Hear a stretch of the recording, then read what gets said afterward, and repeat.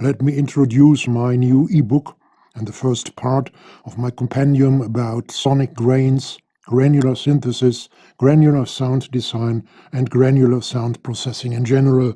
In 7 chapters on 220 pages and in 48 embedded videos, I talk about the most important, if not all, aspects of generating and using sonic grains in music production, composition, and even in scientific investigation in sound. You can order the book, including all videos, at my website. The link is down in the description. But now let's walk through these 7 chapters and have a look at some pages. Chapter 1 is about the history of sonic grains. When we look at the way how granular sound processors, namely granular sound processing software, are used, we might think this technique is practiced either by quite old so-called serious electronic musicians or by quite young artists and producers who are interested in spectacular effects. Either way, it looks like being a quite young approach to working with sound.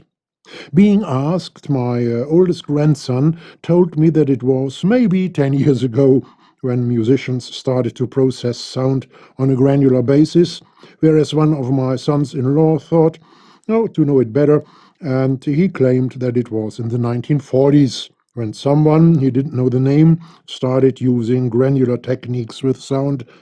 Both were terribly wrong, and so was I before I started preparing for this book. The idea of understanding sound as a more or less organized aggregation of short grains was firstly uttered by the Dutch philosopher and scientist Isaac Beeckman in the first decade of the 17th century, more than 400 years ago.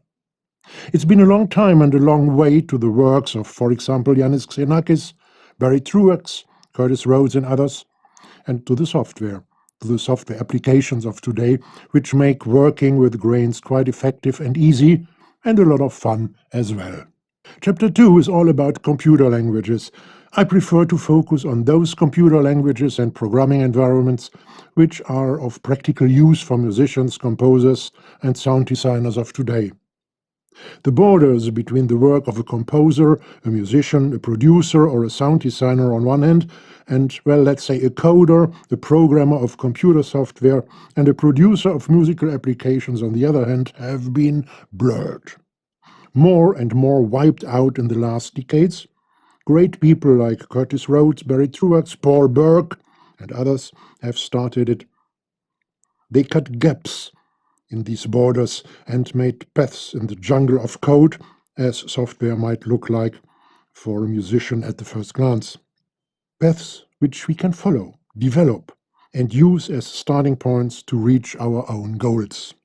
In chapter 3, I'm trying to find a system of how to work with musical grains. Where and when do they make musical sense? What's important to consider, and so on. When I planned this book and its individual chapters, I had thought to write here in chapter 3 about different practical ways of applying sonic grains to the process of producing music and of composing music, sound, and audible art. But soon I was to learn that a mess and what a mayhem we come upon outside there in the WWW, the wild world of wondrous conceptions of the matter of sonic grains. Things get even more complicated because of the conflict between the agents of well-planned compositions, seeking deeper sense and meaning and aiming for rather intellectual pleasure on one side, and the ambassadors of mere sensual enjoyment who are permanently endangered to get lost in delirious orgies of, quite often, shallow sounds on the opposite side.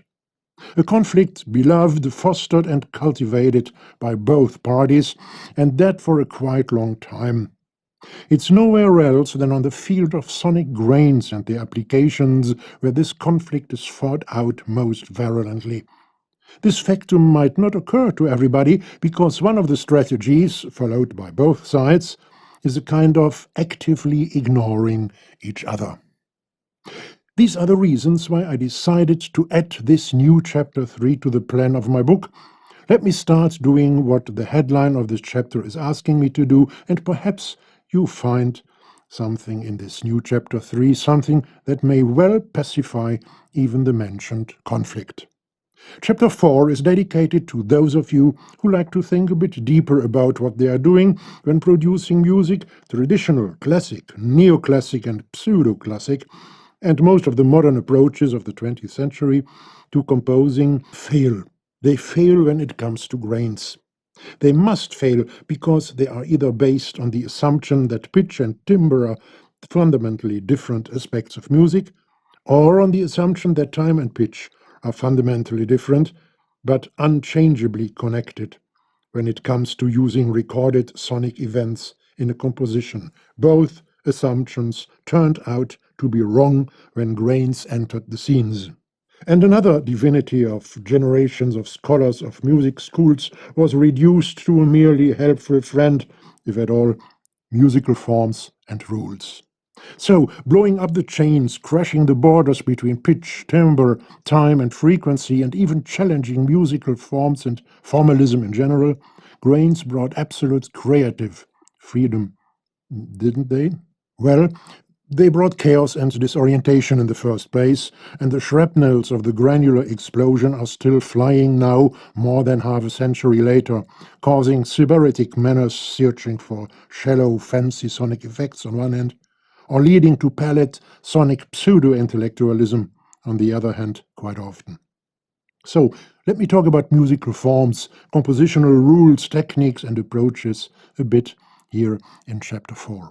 Chapter 5 talks about libraries of grains, about different kinds of grains, and about a system how to classify sonic grains. Sounds in motion, that is the domain of granular approaches. But isn't there something, let's say, basic on the field of grains, which could eventually take over the role of Fourier transform spectra, or the role of at least the basic waveforms of classic synthesizer soundworks like sine, triangle, square, pulse, and so on? Isn't there something basic and easy which I could at least approximately use like these Lego bricks of producing audible art?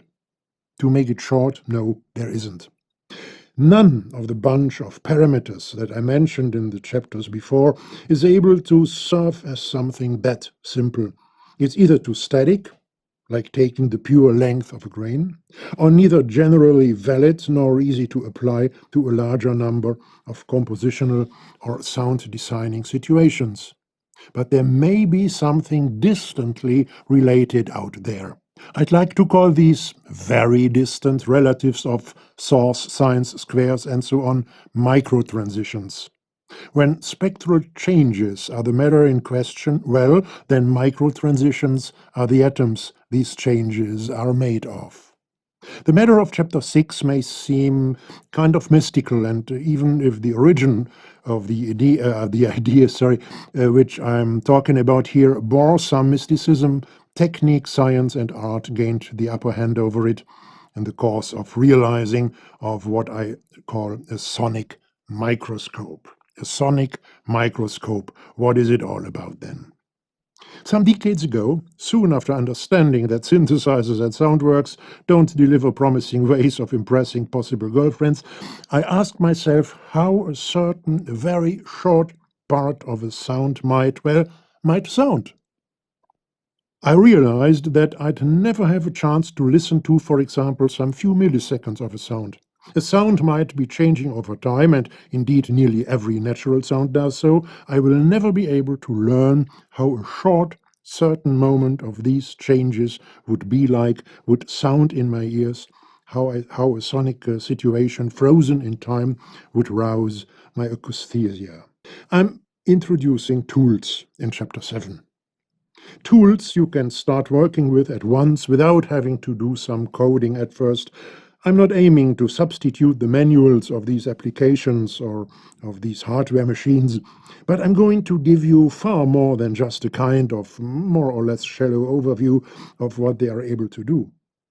You will be able to decide which of them you need to achieve your granular goals, and what's more, you will know where and how to start learning to use each of them, to learn them in depth.